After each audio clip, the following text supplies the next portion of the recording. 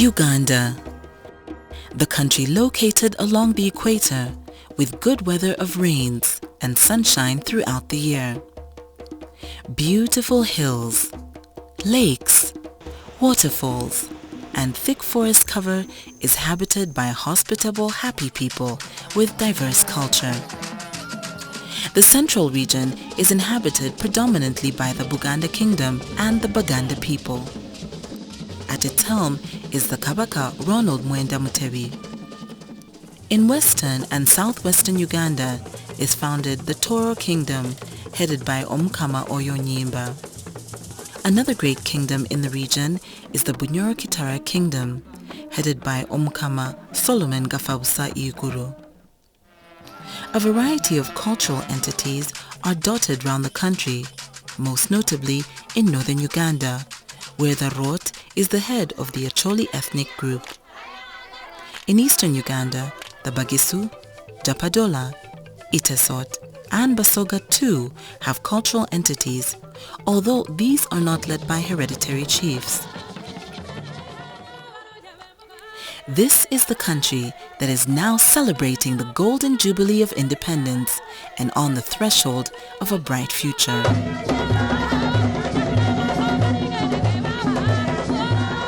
Certainly, Uganda has come a long way since 1986. The country is enjoying a vibrant democratic rule. Hand in hand with this are fundamental freedoms and a vibrant media landscape.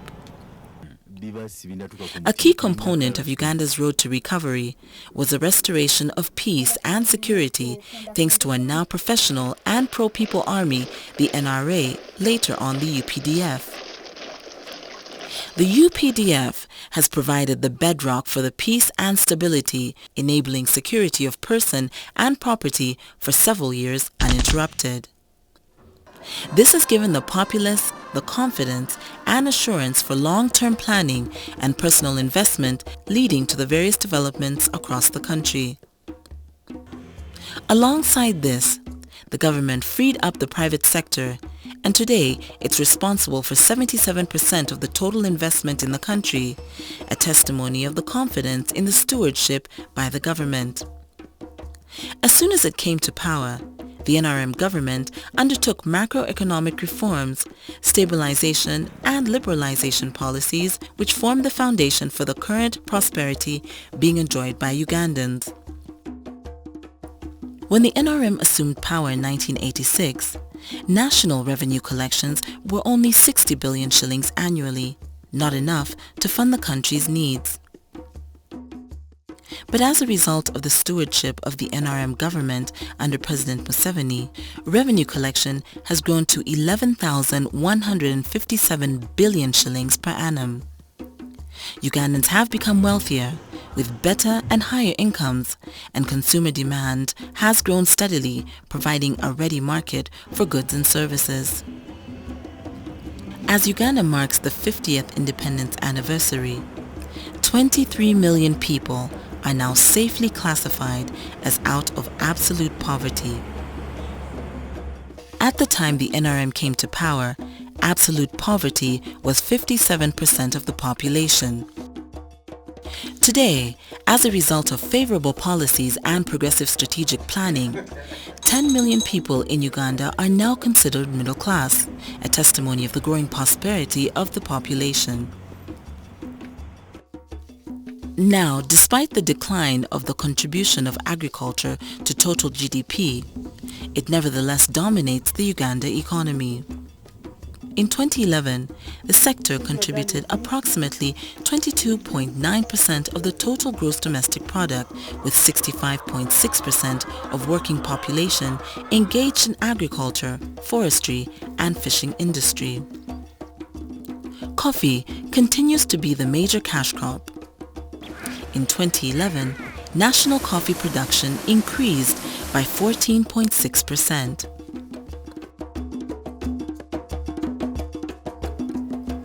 Other major cash crops are tea and tobacco, mostly destined for the export markets. In western Uganda, a brand new tea factory at Buhweju attests to the importance of tea as an important foreign exchange earner for the country. Although farming is still subsistence, government has made efforts to modernize it through the National Agricultural Advisory Services (NADS), and efforts are geared at encouraging commercial farming. This explains the growth of indigenous associations like the Kapchora Commercial Farmers Association, KAKOFA. It was formed by 27 small-scale farmers using hoes in 1992. Today, KAKOFA is a major commercial force in Sebe region and has a membership of 2,500 farmers who farm on large scale for both commercial and domestic use. Barley, maize, coffee, and artemisia are the major crops. The modernization of agriculture is a top priority. Bananas are a major food crop in the country, but the crop has been hit by a host of diseases that threaten its production. A presidential initiative on banana industrial development is being implemented in Bushenyi district to improve the techniques of producing it. It also aims to improve the quality and to explore ways of its commercial and industrial production.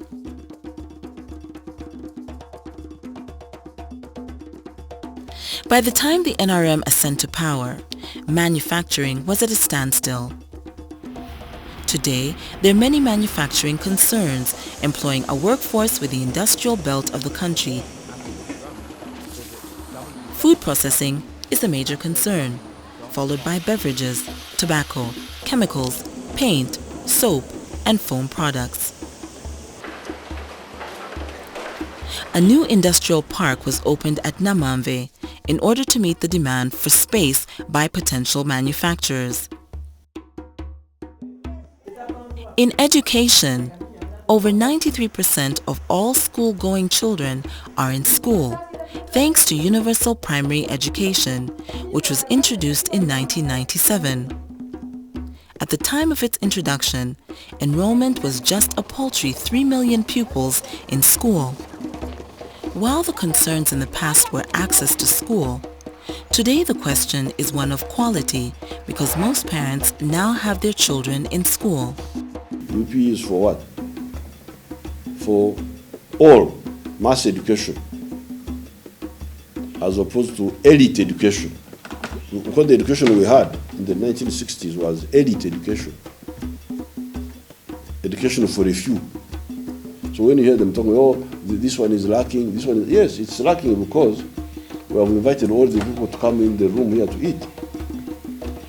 The room was small, it was only for a few people who were very comfortable, but we have now invited people who are outside in the rain, so you all come, let's squeeze, but access, knowledge. Whatever the case, by 2010, over 17,000 primary schools had been constructed across the country to provide classrooms for the 8.2 million plus pupils in school. Of these, 12,305 are owned by government, while 2,822 are non-government owned. In tandem with this, thousands of teachers have been trained to reduce the low teacher-pupils ratio. To date, over 168,000 qualified teachers are deployed in classrooms across the country, providing basic education to Uganda's children. The growth in access to education is also reflected in the number of secondary schools that are available. By 2007, the country had 2,664 secondary schools. These have now been expanded to over 3,234, with a total enrollment of more than 1,194,000 students.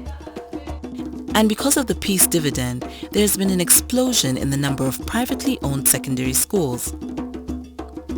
By 2009, 2,200 secondary schools were run by non-government entities or individuals.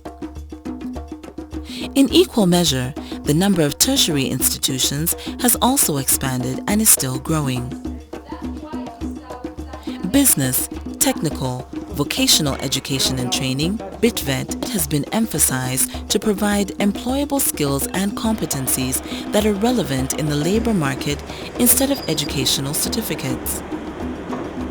A 10-year strategic plan to ensure this took effect in 2011 and will last till 2020 and is the result of reforms in the BITVET system during the last decade. From just one public university in 1986, Uganda today has 34 licensed public and private universities in operation. Besides private universities, the government has set up public universities of its own. Altogether, these universities have a total student population of more than 140,000 registered students. The leaders in population numbers is Makerere University in Kampala, the first university in the country and the oldest in East Africa. To date, it has 35,000 privately sponsored and government-funded students. Close on its heels is the relatively newer Chambogo University with 26,000 registered students. These universities are playing a huge role in enabling Ugandan and foreign students to attain skills and qualifications for the region's development. Access to health services and health facilities has increased tremendously, with at least 72% of the population within 5 kilometers of a health facility. In the last 2 decades, the number of health centers has grown across the country. For instance, public health centers rose from 1,924 in 2004 to 2,680 by 2011. The health centers are available at various levels of the community, from the Health Center 2s in the parishes, Health Center 3s at sub-county level, and Health Center 4 at the county level. In the same measure, government hospitals increased from 55 in 2004 to 66 by 2011. By 2011, private and not-for-profit health centers were 810 from 554 in 2004.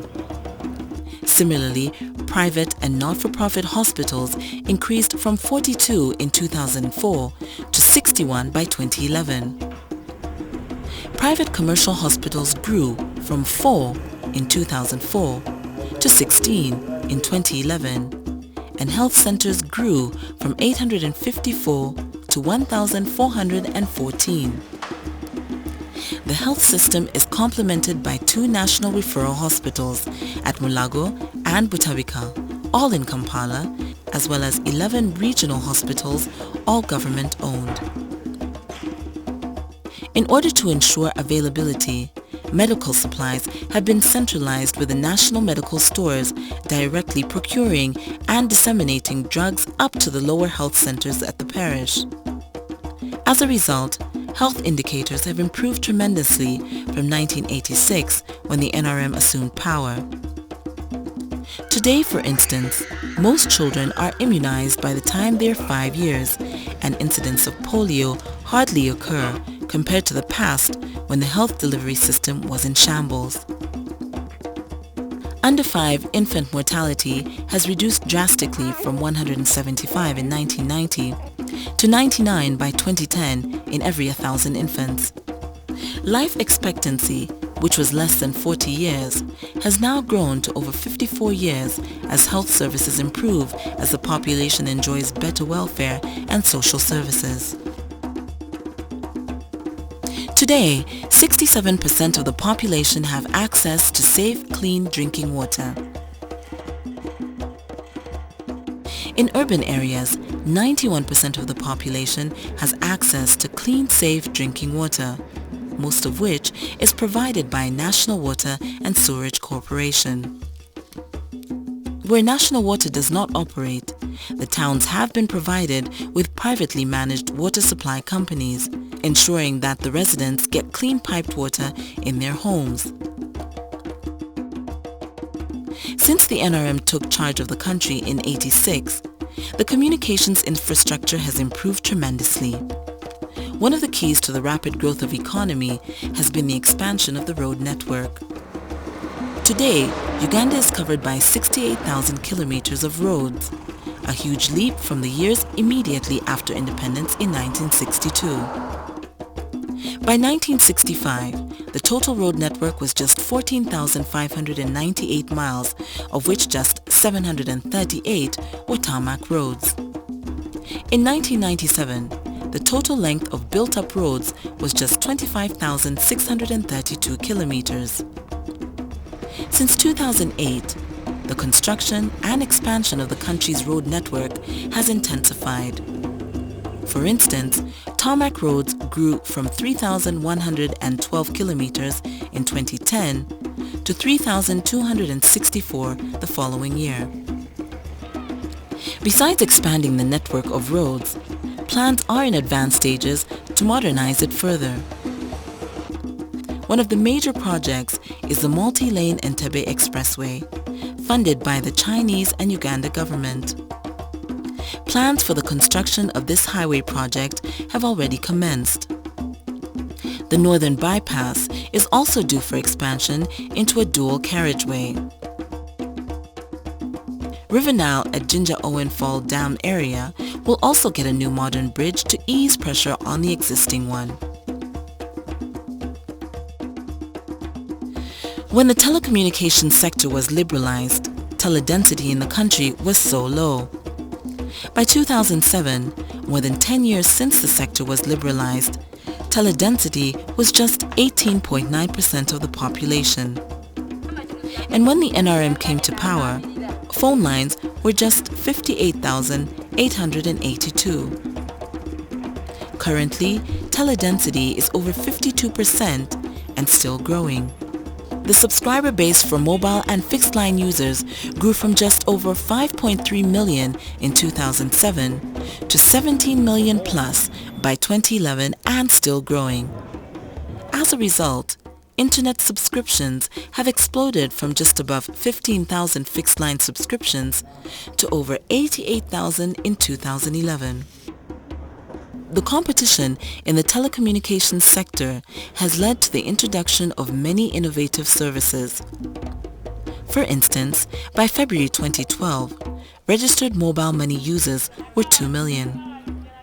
Between January and March 2012, the registered mobile money transfer platforms performed 13.2 million transactions worth 551 billion shillings, an indication of the importance of this service in revolutionizing day-to-day financial transactions across the country. While the telecommunications companies have transformed the way financial transactions are carried out in the country, the banks have not been far behind. The penetration of banks around the country has grown with access to banking services, now virtually assured 24 hours a day, thanks to the network of automated teller machines. Today, Kampala is a bustling modern metropolis. From just a city of 7 hills, the Ugandan capital now sprawls over scores of hills and has spilled over into and absorbed many suburbs in the neighboring districts. As the city expands with modern housing growing each day, this has been accompanied by the development of satellite towns to serve the dispersed population. Tourism is a major sector in Uganda.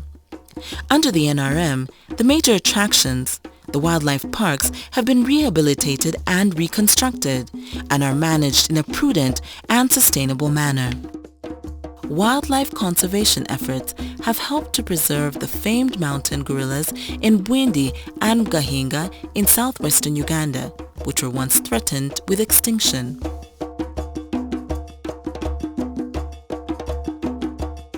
Kampala, the capital city, also continues to be a major conference destination, hosting both regional and international conferences and meetings on a fairly regular basis. It is no wonder, therefore, that Uganda was ranked by Lonely Planet as the world's most preferred tourism destination for the year 2012.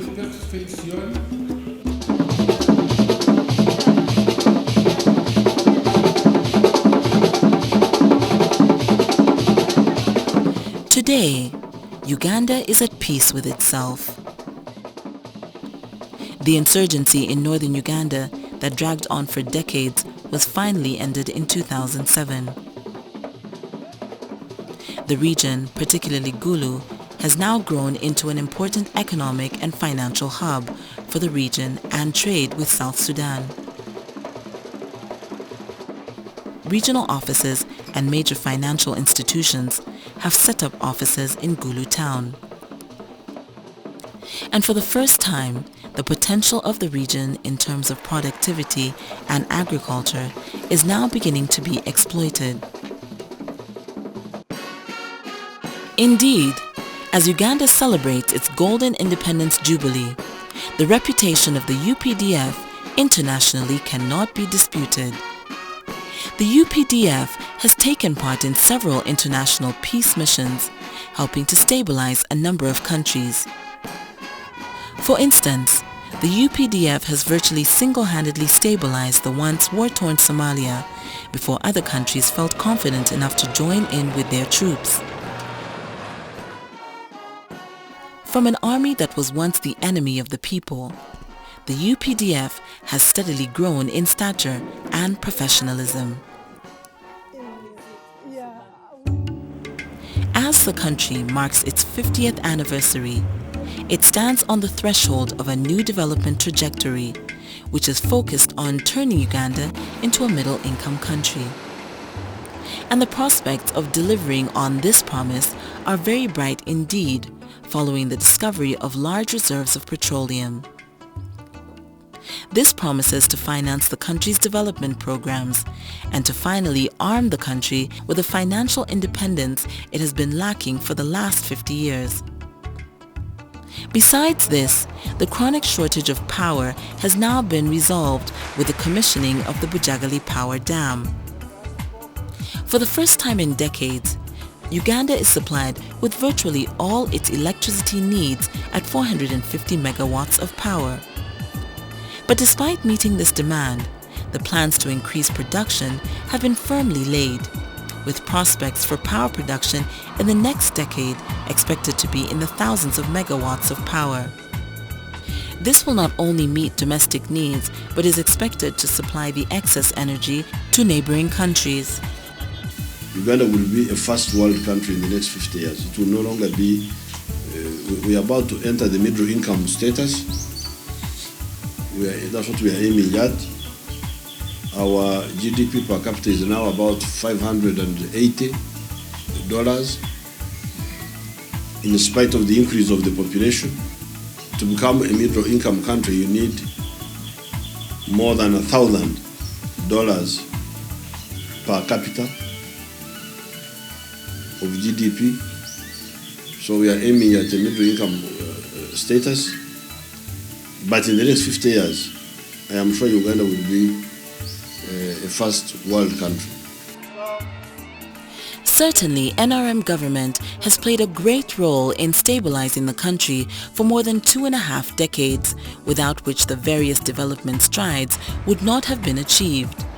In equal measure, the strides in improving the quality of life and human resource of Uganda have been possible thanks to the long-term peace delivered by the National Resistance Movement government.